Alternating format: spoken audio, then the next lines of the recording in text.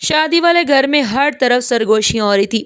دلہا اپنی جگہ شرمندہ اور پریشان کھڑا تھا کیونکہ دلہن نے خود کو باتھ روم میں بند کر لیا تھا۔ سب گھر والے دروازہ بجا رہے تھے اور دلہن کا نام پکارے تھے، اس سے باہر آنے کی درخواست کر رہے تھے۔ کچھ دیر بعد باتھ روم سے دھواں اٹھنے لگا۔ گھر والوں نے گھبرا کر دروازہ توڑ دیا، لیکن اندر کا منظر دل دہلا دینے والا تھا کیونکہ دلہن آمنہ تھی۔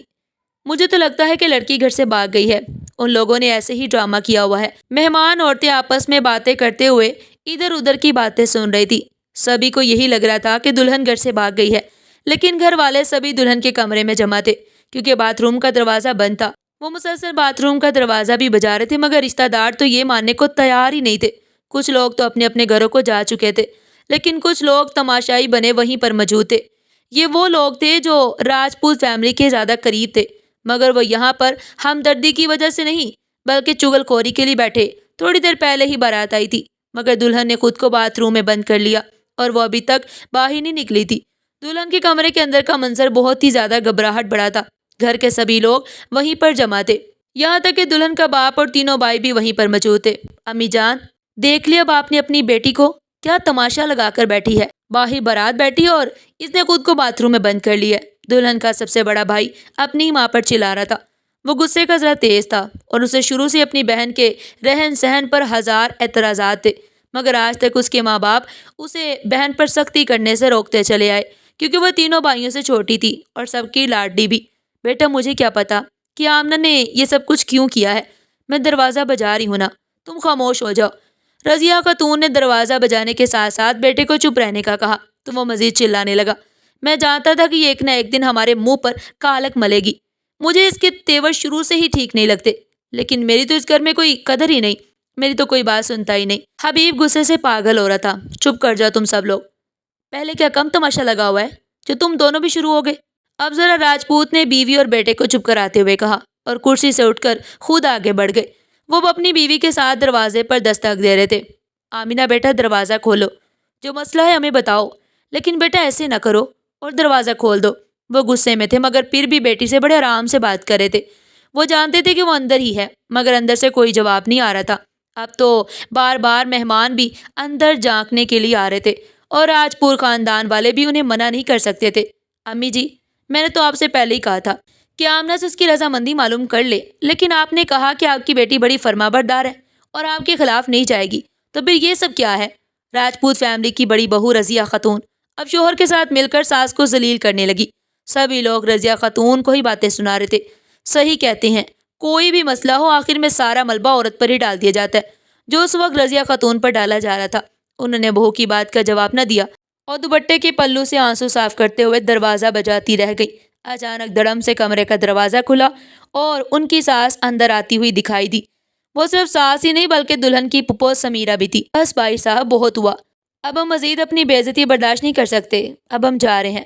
وہ جانے کا کہہ کر جیسے ہی پلٹی تو افضل راجپوت چھوٹی بہن کے پیروں میں پڑ گئے۔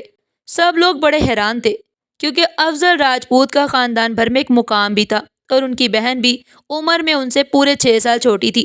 وہ اپنے سب سے چھوٹے بیٹے کی بارات لے کر بھائی کے در پر آئی ہوئی تھی، مگر دلہن تو باتھ روم سے باہر نہیں نکل رہی تھی۔ سکینہ، خدا کا واسطہ تم ذرا صبر کر لو، دیکھنا آمنہ دروازہ کھول دے گی اور آج ہی تم اسے رخصت کر کے لے جاؤ گی۔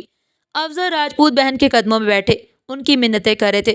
سکینہ کو بہت برا لگ رہا تھا، وہ بھی بھائی کے ساتھ زمین پر ہی بیٹھ گئی۔ بھائی صاحب، آپ کی ایسی باتیں کر رہے ہیں۔ بھائی صاحب، آپ کیسی باتیں کر رہے ہیں؟ آپ میرے بڑے بھائی ہیں، آپ یہ سب نہ کریں، مجھے اچھا نہیں لگ رہا۔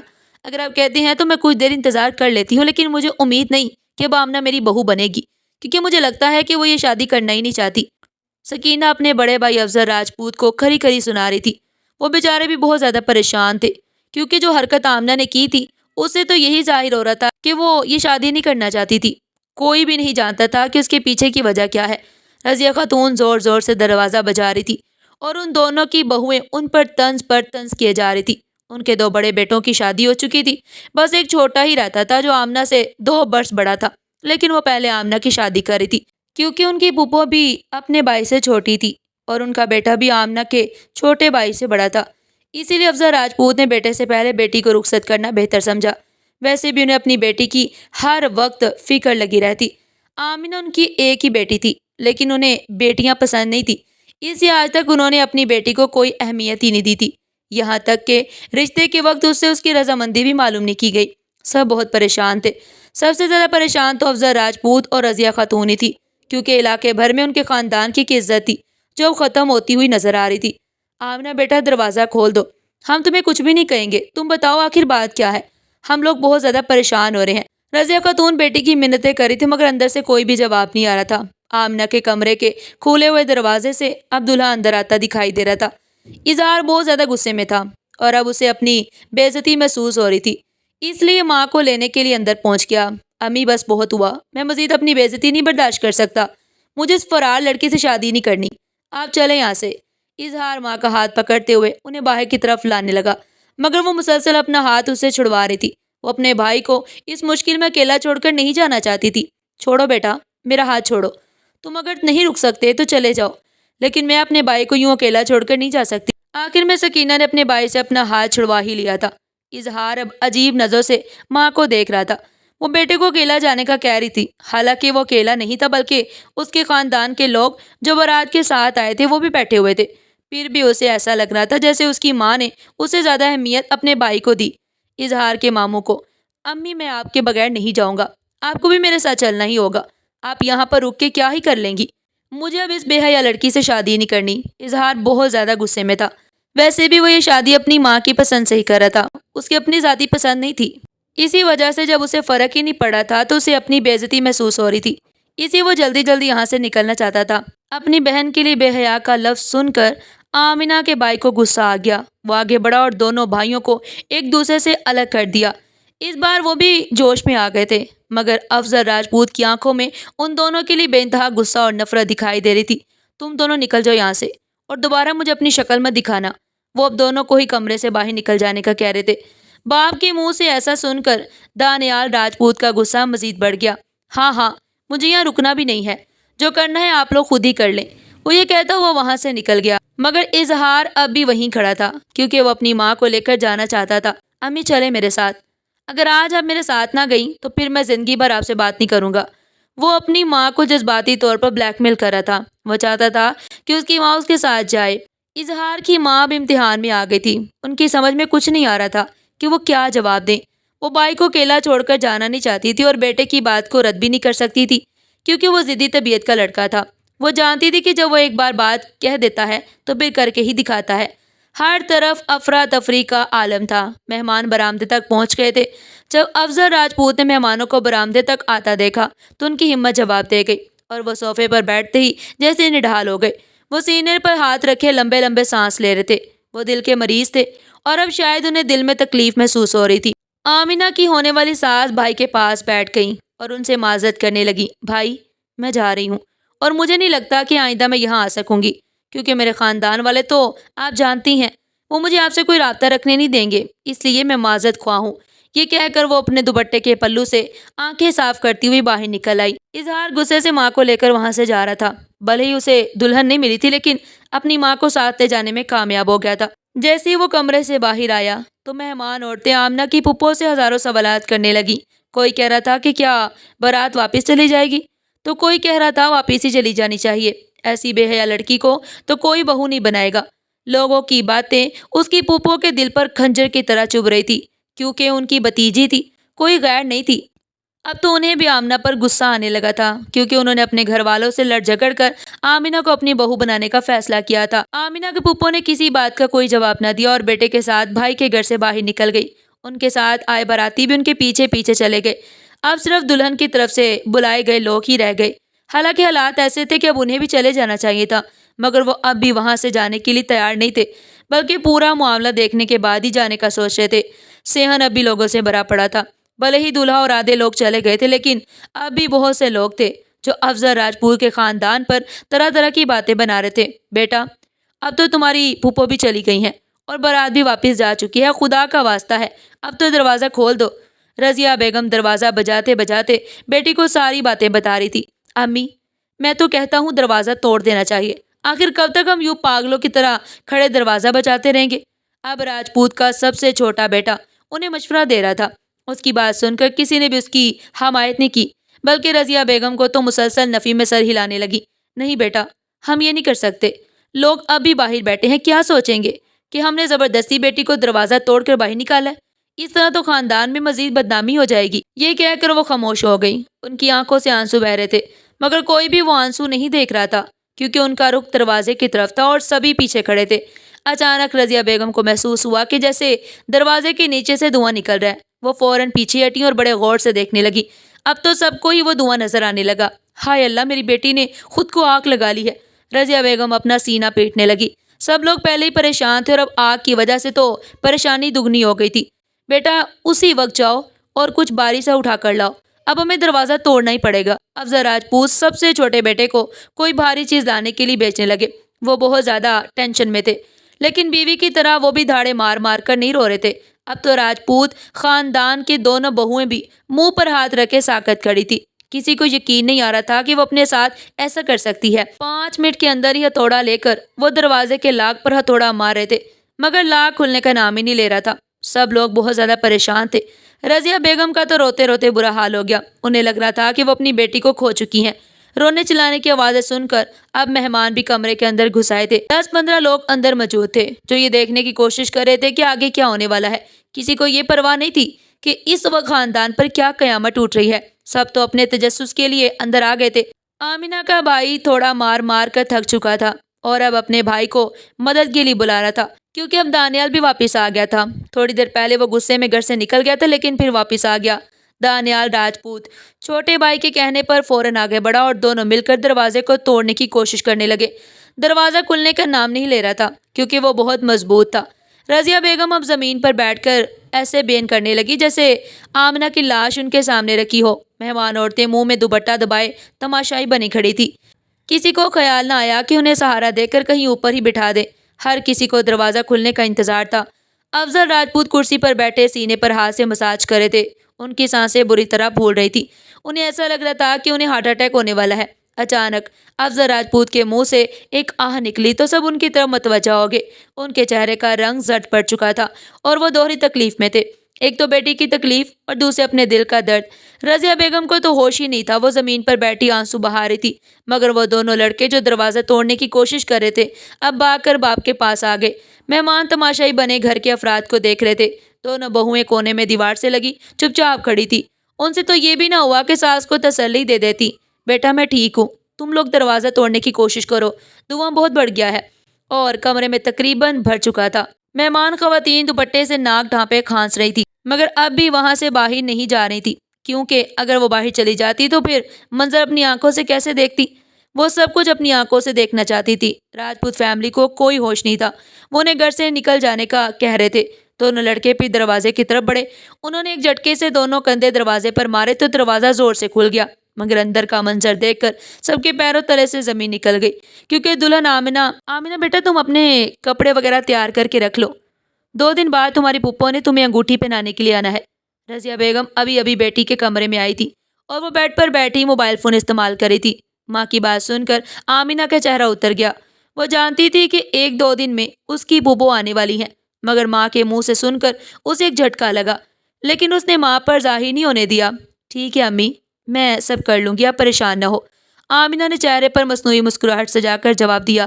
اس سے ایک بڑی غلطی ہو چکی تھی جسے وہ چھپانے کی کوشش کر رہی تھی، اور کسی حد تک وہ اس میں کامیاب بھی رہی، مگر اب اسے آگے کے بارے میں سوچ سوچ کر ڈر لگ رہا تھا، کیونکہ جیسے جیسے بات آگے بڑھ رہی تھی حالات اس کے لیے مشکل ہوتے جا رہے تھے۔ وہ جانتی تھی کہ وہ زیادہ دیر تک اس معاملے کو سنبھال نہیں پائے گی۔ اسے اپنی غلطی پر بہت پچھتاوا تھا، مگر اب وہ اسے سدھار نہیں سکتی تھی۔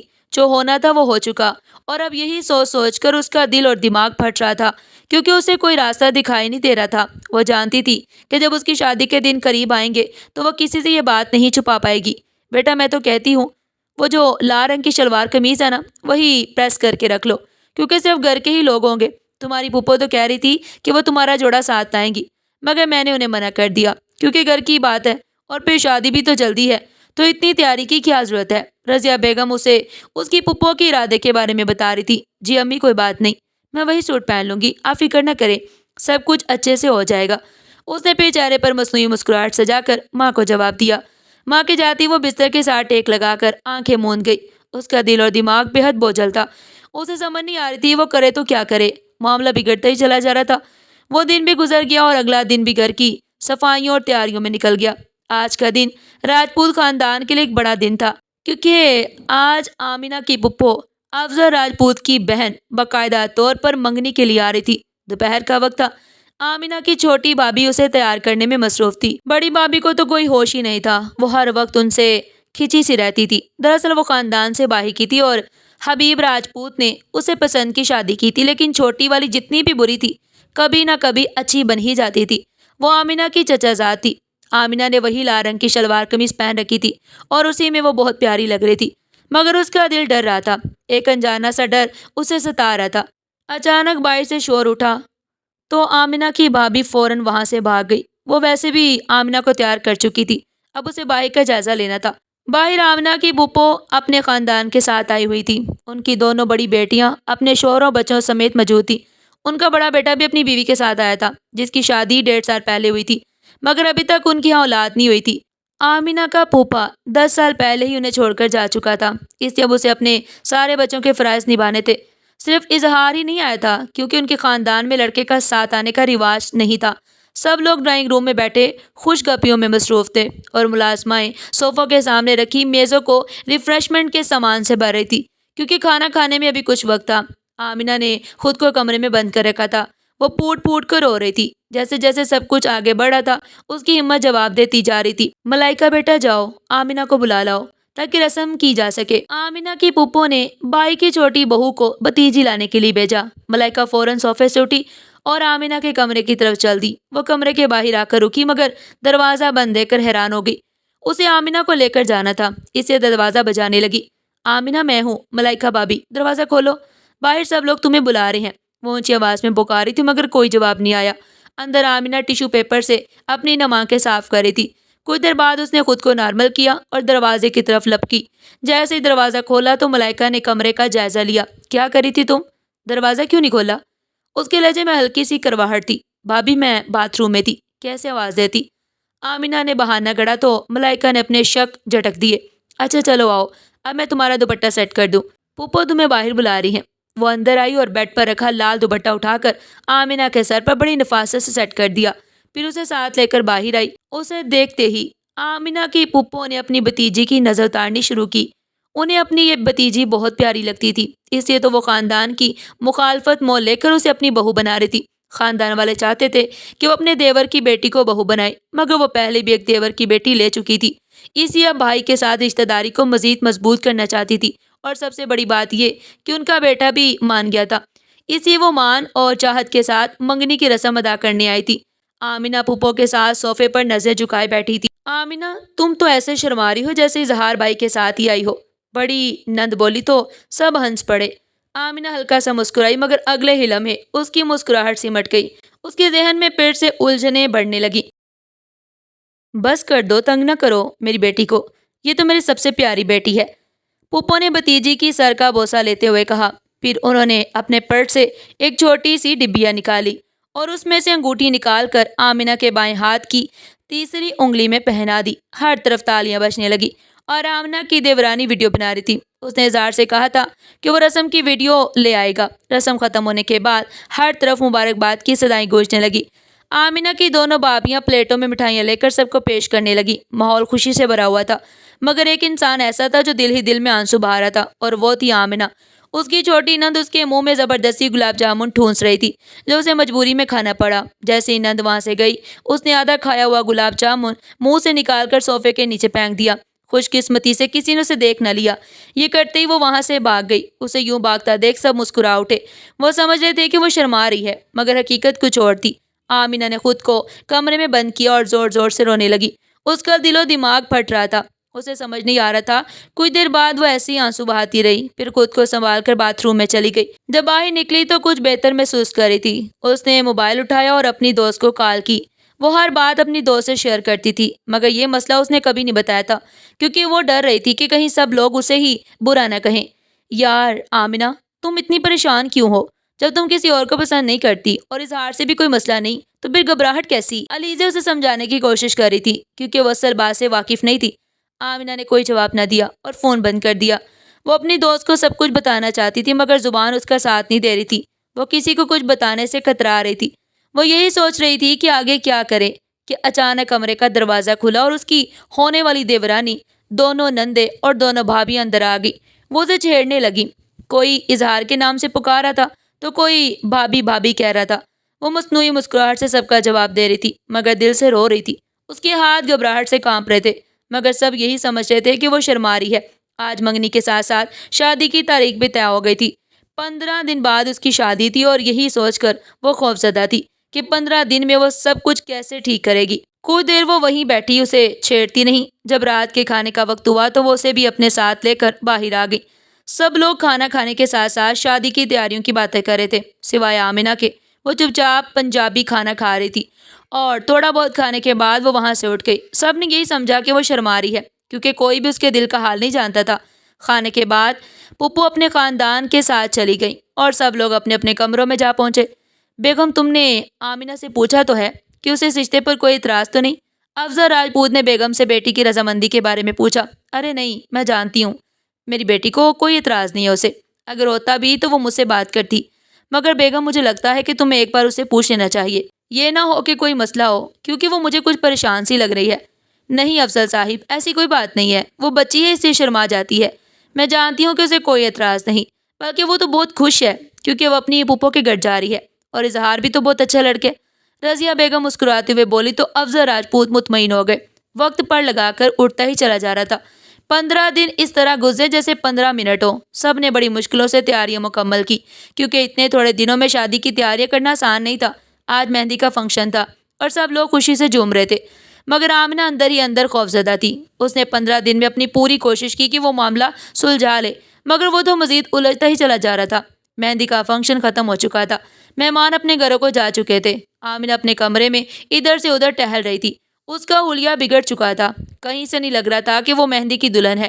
چوڑیاں نوچ کر زمین پر پھینک رہی تھی۔ سب لوگ سو چکے تھے مگر وہ پریشانی کے مارے پاگل ہو رہی تھی۔ ساری رات وہ انگاروں پر لوٹتی رہی۔ صبح کے قریب اس کی آنکھ لگی اور پھر جلدی ہی شور شرابے سے کھل گئی۔ آج بارات کا دن تھا، سب بہت زیادہ ایکسائٹڈ تھے۔ صبح سویرے ہی سب اپنے اپنے کاموں میں لگ گئے، کوئی پارلر چلا گیا، کوئی کپڑے استری کر رہا تھا۔ بیوٹیشین دوپہر تک گھر پہنچ گئی آمنہ کو تیار کرنے۔ ویسے تو اسے پارلر جانا تھا مگر آخری وقت میں اس نے جانے سے انکار کر دیا تو ماں نے بیوٹیشین کو گھر ہی بلا لیا۔ 2-3 گھنٹے بعد وہ دلہن کی طرح سجی سنوری اپنے کمرے میں بیٹھی تھی۔ مہمان آ چکے تھے مگر ابھی تک بارات نہیں پہنچی تھی۔ افضل راجپوت کے خاندان کے لوگ آئے ہوئے تھے جن کے بیٹھنے کا انتظام صحن میں کیا گیا کیونکہ ان کے گھر کا صحن بہت وسیع تھا۔ اس کی دونوں بھابھیوں اور ماں مہمانوں کا استقبال کر رہی تھی۔ کسی کو پتہ نہیں تھا کہ آمنہ پر کیا بیت رہی ہے۔ باتھ روم کا دروازہ کھلا تو سب کی آنکھیں پھٹی کی پھٹی رہ گئیں کیونکہ وہاں دلہن تھی ہی نہیں۔ آمنہ کے روسی دوپٹے کو آگ لگی ہوئی تھی جو اب بجھ چکی تھی مگر دھواں اٹھ رہا تھا۔ کسی کو یقین نہیں آ رہا تھا کہ وہ گھر سے بھاگ سکتی ہے۔ باتھ روم میں ایک دوسرا دروازہ بھی تھا جو صحن کے پچھلے حصے میں کھلتا تھا اور وہ اسی راستے سے نکل گئی تھی۔ یہ منظر دیکھ کر افضل راجپوت زمین پر گر گئے۔ مہمان حیرت سے منہ میں انگلیاں دبائے کھڑے رہ گئے۔ خدا کے واسطے اب سب لوگ یہاں سے چلے جائیں، ہمیں کچھ وقت اکیلا رہنے دے۔ حبیب اب پھٹ پڑا تھا، اس کا غصہ مہمانوں پر نکل رہا تھا۔ یہ سن کر ساری عورتیں کمرے سے باہر نکل گئی۔ حبیب راجپوت بھی گھر واپس پہنچ چکا تھا اور اس کا غصہ مزید بڑھتا ہی چلا جا رہا تھا۔ اچانک اسے خیال آیا کہ آمنہ کا موبائل فون ڈھونڈا جائے مگر وہ کہیں بھی نہیں ملا۔ اس سے صاف ظاہر تھا کہ وہ موبائل ساتھ لے گئی ہے۔ اس نے اپنے دونوں بھائیوں کو کہا کہ باپ کو ہسپتال لے جائیں اور خود گھر سے باہر نکل گیا۔ وہ فوراً اپنے دوست کے پاس گیا کیونکہ اس کا دوست موبائل ٹریس کرنے میں ماہر تھا۔ 15 منٹ کے اندر اندر اسے بہن کی لوکیشن مل گئی مگر وہ جگہ کافی دور تھی۔ وہ غصے سے کھولتے دماغ کے ساتھ گاڑی میں بیٹھا اور تیزی سے روانہ ہو گیا۔ گاڑی ہوا سے باتیں کرتی جا رہی تھی۔ تقریباً آدھے گھنٹے بعد گاڑی ایک فارم ہاؤس کے سامنے رکی۔ فارم ہاؤس دیکھ کر اس کی آنکھیں پھٹی کی پھٹی رہ گئی کیونکہ فارم ہاؤس اس کے قریبی دوست ارحم مغل کا تھا۔ اسے لگا کہ بہن اس کے ساتھ بھاگ گئی ہے، حالانکہ یہ سراسر غلط فہمی تھی۔ وہ گاڑی سے اترا اور تیزی سے فارم ہاؤس کے اندر گھس گیا۔ گیٹ کھلا ہوا تھا، شاید وہ لوگ ابھی ہی آئے تھے۔ اسے آمنہ سے زیادہ اپنے دوست پر غصہ آ رہا تھا۔ اس کا بس نہیں چل رہا تھا کہ ان دونوں کو ختم کر دے۔ اچانک اس کے کانوں میں آواز پڑی تو وہ کھڑکی کے قریب جا کر کان لگا کر سننے لگا۔ رونا دھونا بند کرو ورنہ میں تمہارا گلا دبا دوں گا۔ تمہارا بھائی کیا سمجھتا ہے کہ اس جیسا کوئی اور نہیں؟ حبیب راجپوت ساری کہانی سمجھ چکا تھا۔ اسے اندازہ ہو گیا تھا کہ ارحم اس کا دوست نہیں بلکہ اس کے پیٹ میں چھرا گھونپنے والا دشمن ہے۔ مگر اس کمرے کا دروازہ بند تھا جہاں وہ دونوں موجود تھے۔ اب وہ زور زور سے دروازہ پیٹنے لگا۔ ارحم کو امید نہیں تھی کہ حبیب راجپوت اسے اتنی جلدی ڈھونڈ لے گا، کیونکہ اسے علم ہی نہیں تھا کہ آمنہ کے برائڈل ڈریس کے ساتھ جو چھوٹی سی پوٹلی تھی اس میں اس کا موبائل فون بھی موجود تھا۔ ارحم نے آمنہ کو چپ رہنے کا اشارہ کیا اور دروازے کی طرف بڑھا۔ جیسے ہی دروازہ کھولا سامنے حبیب کو دیکھ کر اس کے ہوش اڑ گئے۔ دونوں کے درمیان فوراً ہاتھا-پائی شروع ہو گئی۔ آمنہ نے جلدی سے اپنی پوٹلی میں ہاتھ ڈال کر موبائل نکالا اور اپنے چھوٹے بھائی کو کال کی۔ 15 منٹ کے اندر وہاں اس کا چھوٹا بھائی بھی پہنچ گیا۔ وہ حبیب کے والد کو اسپتال میں چھوڑ کر آیا تھا۔ حبیب نے ارحم کو مار مار کر اس کا برا حال کر دیا۔ وہ فرش پر گرا ہوا تھا، اس کے ہونٹوں سے خون بہہ رہا تھا۔ پولیس بھی پہنچ گئی اور ارحم کو گرفتار کر کے لے گئی۔ آمنہ اور اس کے بھائی گھر واپس آ گئے۔ سب لوگ حیران رہ گئے کیونکہ سب یہی سمجھ رہے تھے کہ وہ خود ہی گھر سے بھاگ گئی ہے، لیکن جب آمنہ نے ساری حقیقت بیان کی تو سب کے منہ کھلے کے کھلے رہ گئے۔ اس نے بتایا کہ وہ 2 مہینے پہلے اسے ایک انجان نمبر سے پیغام آیا تھا اور ساتھ میں اس کی تصاویر بھی بھیجی گئی تھی۔ وہ یہ سب دیکھ کر بہت پریشان ہو گئی تھی اور اس نمبر پر کال کی تو وہ شخص اسے بلیک میل کرنے لگا۔ وہ کہہ رہا تھا کہ میرے ساتھ بھاگ کر شادی کر لو ورنہ میں تمہاری ساری تصویریں سوشل میڈیا پر وائرل کر دوں گا۔ آمنہ نے انکار کیا تو ارحم اسے مسلسل 2 مہینے تک بلیک میل کرتا رہا۔ جب اسے اس کی شادی کا پتہ چلا تو وہ غصے سے پاگل ہو گیا اور ایک نیا جال بچھا دیا۔ شادی والے دن اس نے آمنہ کو کال کر کے کہا کہ میں تمہاری ساری تصویریں ڈیلیٹ کر دوں گا مگر شرط یہ ہے کہ تمہارے سامنے کروں گا۔ آمنہ بیچاری مطمئن ہو گئی اور اس نے اسے گھر بلا لیا۔ اس نے پیچھے دروازے سے آنے کا کہا۔ جیسے ہی وہ آیا تو زبردستی اسے باتھ روم سے باہر لے گیا۔ جاتے ہوئے اس کا دوپٹہ کھینچ کر اس میں لائٹر سے آگ لگا دی اور باتھ روم کا دروازہ لاک کر دیا تاکہ سب یہی سمجھے کہ وہ اندر ہے۔ اس طرح وہ اسے اپنے فارم ہاؤس تک لے جانا چاہتا تھا۔ آمنہ پوٹ پوٹ کر رو رہی تھی۔ شادی والے دن ہی اس کی دنیا اجڑ گئی۔ رات کے 10 بج رہے تھے۔ گھر میں سب پریشان تھے۔ افضل راجپوت کو ہوش آیا تو وہ بیٹی کا نام پکارنے لگے کیونکہ انہیں اپنی بیٹی پر مکمل یقین تھا۔ جب انہیں بتایا گیا کہ وہ گھر سے نہیں بھاگی بلکہ اغوا کی گئی ہے تو انہوں نے فوراً بہن کو فون کیا۔ ان کی طبیعت اب بہتر ہو گئی تھی اور بیٹی کی واپسی کی خبر سن کر تو وہ بالکل ٹھیک ہو گئے۔ رات کے 11:30 بجے ایک بار پھر بارات گھر کے دروازے پر تھی مگر اب سب کچھ بدل چکا تھا۔ افضل راجپوت بھی ڈاکٹر سے جھگڑ کر اسپتال سے ڈسچارج ہو کر گھر پہنچ چکے تھے۔ بڑی مشکلوں کے بعد اب خوشیوں کی فضا قائم ہو گئی تھی۔ سب سے بڑھ کر آمنہ مطمئن اور خوش تھی کیونکہ اب اس کی ارحم سے جان چھوٹ چکی تھی۔ اس کی تصاویریں بھی ارحم کے موبائل سے ڈیلیٹ کروا دی گئی تھی اور وہ اب جیل میں تھا۔ اظہار بھی خوشی خوشی آ گیا تھا جب اسے پتہ چلا تھا کہ آمنہ کو اغوا کیا گیا ہے۔ اس نے اسے دل سے معاف کر دیا۔ آمنہ رخصت ہو کر اپنی پھپھو کے گھر چلی گئی۔ راجپوت فیملی نے سکھ کا سانس لیا۔ کسی کو یقین نہیں آ رہا تھا کہ ارحم ایسا کر سکتا ہے۔ دراصل کچھ مہینے پہلے ارحم اور حبیب میں بزنس ڈیل کو لے کر کافی جھگڑا ہوا تھا۔ دونوں ایک ساتھ کام کرتے تھے مگر اس لڑائی کے بعد الگ ہو گئے تھے۔ اسی دشمنی کی وجہ سے ارحم نے بدلہ لینے کا سوچا۔ اس نے آمنہ کا واٹس ایپ ہیک کروا کر اس کی تصویریں چرا لی اور اسے بلیک میل کرنے لگا۔ وہ بیچاری ڈر گئی تھی کیونکہ اس نے میسج دیکھنے کے بعد خود کال کی تھی اور کال پر اس نے اسے اتنا ورگلایا کہ وہ اس کے جال میں پھنس گئی۔ شادی والے دن جب وہ اسے اپنے گھر بلا بیٹھی تو وہ اس کی سب سے بڑی غلطی تھی۔ حالانکہ اگر وہ کسی سے بات کر لیتی تو شاید معاملہ یہاں تک نہ پہنچتا مگر اب سب کچھ ٹھیک ہو چکا تھا۔ وقت پر لگا کر آگے بڑھ گیا۔ ارحم کو 1 سال قید کی سزا ہوئی اور آمنہ اظہار کے ساتھ بہت خوش تھی کیونکہ وہ شروع سے ہی اسے پسند کرتی تھی۔ اب اظہار بھی اسے چاہنے لگا تھا۔ سب کچھ پہلے سے بہتر ہو چکا تھا لیکن آج بھی جب سب کو 1 سال پرانا واقعہ یاد آتا تو ان کی روح کانپ جاتی کیونکہ وہ دن ان کی زندگی کا سب سے خوفناک دن تھا۔ ناظرین، آپ کو آج کی یہ کہانی کیسی لگی اور آپ نے اس کہانی سے کیا سبق سیکھا؟ کمنٹ سیکشن میں اپنی قیمتی رائے کا اظہار ضرور کیجیے گا اور اس طرح کی مزید سبق آموز کہانیاں سننے کے لیے ہمارے چینل کے ساتھ جڑے رہیے گا۔ پھر ملتے ہیں ایک نئی کہانی کے ساتھ، تب تک کے لیے اللہ حافظ۔